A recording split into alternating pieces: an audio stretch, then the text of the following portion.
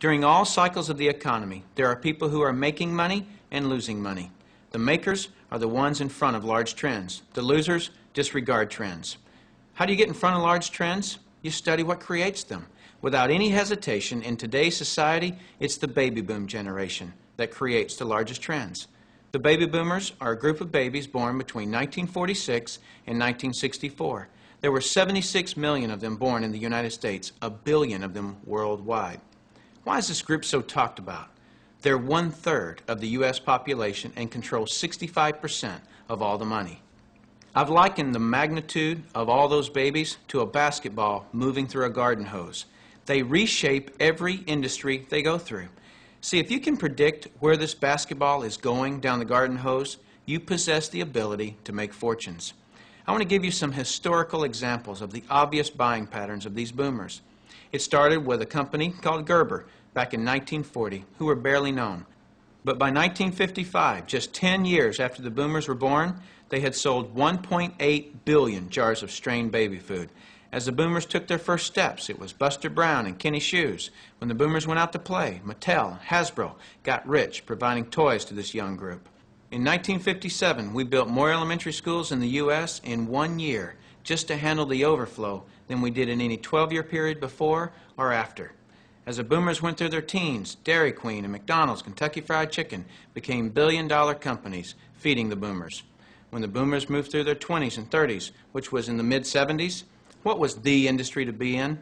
Real estate. Why?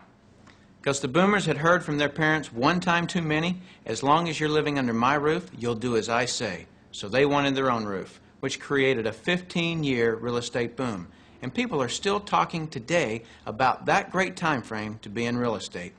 Then what happened to the real estate market in the late 80s? It began its decline. Why? The basketball had moved through the real estate industry. Another example of this is the U.S. stock market. I heard a stock market analyst speaking on the radio the other day saying that he just couldn't believe that the stock market had had a 15-year rise. Notice the number 15 years keeps coming up. Why? Because the baby boomers were born between 1946 and 1964. And so 18 years separates the front edge from the back edge, a very important number for you. If you look for trends on the front side of the basketball, you get the full 18 years for your products to be popular.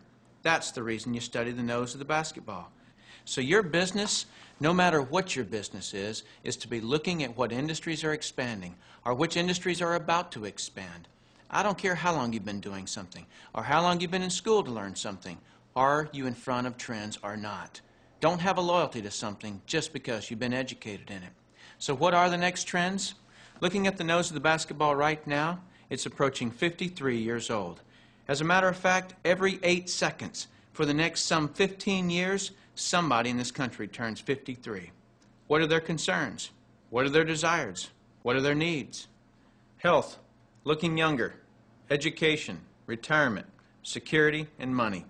Those are some of the big trends.